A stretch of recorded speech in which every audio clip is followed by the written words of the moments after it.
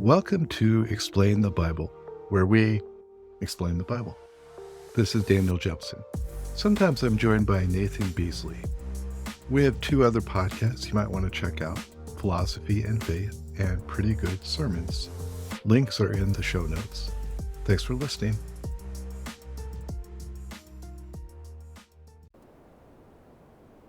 We are looking at now the next phrase of the Lord's Prayer, which is, hallowed be your name, or hallowed be your name. And as we get started, my first question is, how do you pronounce that word? And then the follow-up question, of course, is, and what does it mean? What does hallow mean? So why don't you go ahead and help us understand this? Sure. All right. Well, I pronounce it hallow. I can't claim that that's the absolute universal pronunciation of that word. But if I say hollow, it implies I'm carving something out from the middle or something. So we're not talking about that. We are not, actually. Okay. The word hallow you find exactly two places in our English world today. One is here in the Lord's Prayer, and the other is when we talk about Halloween. That is the only other place in today's world, but that used to be a very common word. Halloween, of course, is a contraction of Hallow Eve, which means the day before All Hallows Day.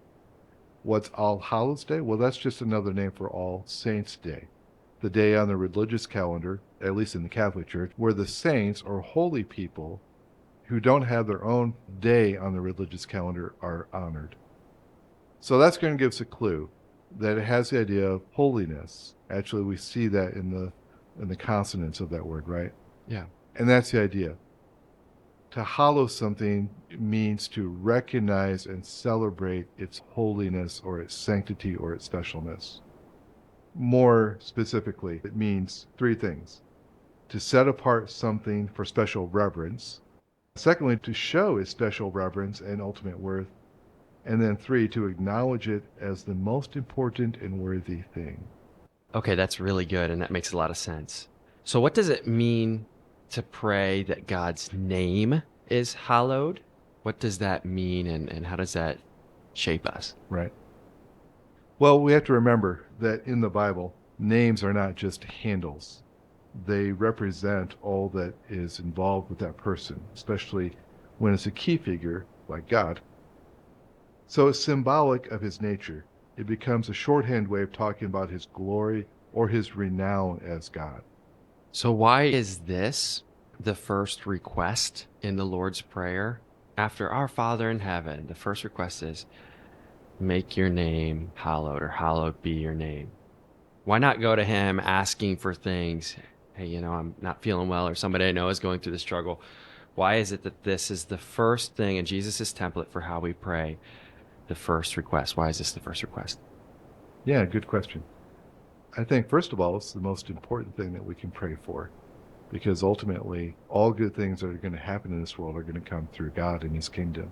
So in a sense, we're asking in line with those things. But secondly, as humans, we are limited in our knowledge and in our virtue, right? And very often, the things that we pray for are not ultimately the best things, either for us or the other people.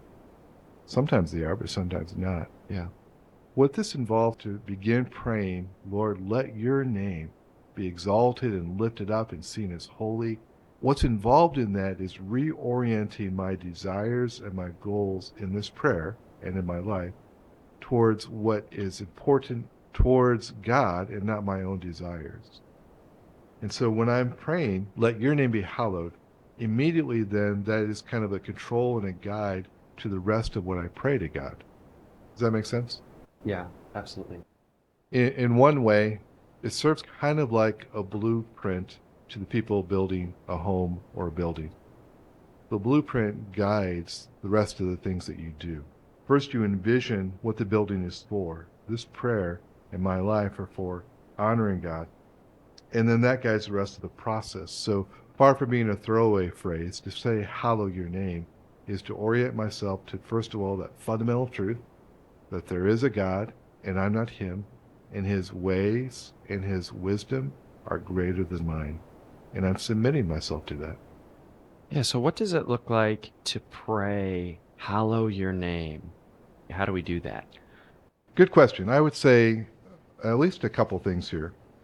First, it means to ask God to open your eyes to see his worth and his beauty. Part of the reason we don't value his name being hallowed is because we don't treasure who he is enough. And sometimes we just need to see it. It's right here in the ordinary of our everyday lives if we have eyes to see that. Elizabeth Barrett Browning had a great poem.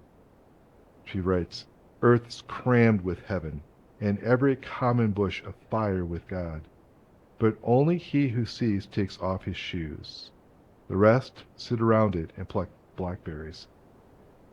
And that's what we do. We live on the surface level, valuing those things that bring us immediate fulfillment or pleasure. And we need to ask God to give us eyes to see what's really beautiful, what's really valuable. And that's going to be him. And the second, kind of related to that, is to take worship seriously. And that can be in our corporate worship. We need to pray to God to deliver us from just going through the motions.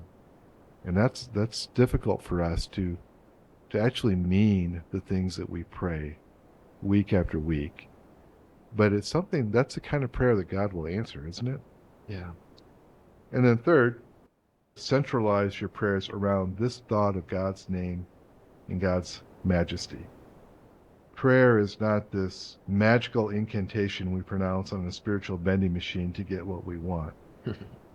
It's falling in love with a person, a father, and seeking to partner with him in the most amazing project imaginable to redeem this world, to make it more like his beauty and his glory and his goodness, more like heaven than it is now. And then the last thing I would say here is, if we actually want to do this, it will mean demoting those things that compete with God for centrality in our thoughts and our feelings. Cooperating with God in hallowing his name means that we look at what is sitting on the throne of our life. That might be our name, what we think of ourselves, or what we think other people think of us. It might be some picture of how we want life to be. It might be our job. It might be our family, that we want them to all be a certain way. But it's looking at all these things and saying, all right, what is on the throne of my life? What do I want more than anything else? Asking that difficult and searching question, I think, is key to coming to a place where we say, God, the best part of me at least wants your name to be lifted up more than I want these other things. There's a lot packed into that little phrase. Yeah, there is. That's really good and helpful to see. So again, those four things, to begin to pray that God's name be hallowed, to ask him to open your eyes to his worth and beauty, to take worship seriously and not just go through the motions, and to centralize our prayers around this thought of God's name and majesty, and then again to demote the things that compete with God for the centrality of our thoughts and feelings. Those are helpful, and I can see how doing that makes God's name exalted in and through us. Yeah. And help reorient our lives to living for him and his glory and not our own. Exactly. And if you actually pray this way, it changes what then after this you pray for. Yeah. Wow. And that's where we're going next. Exactly.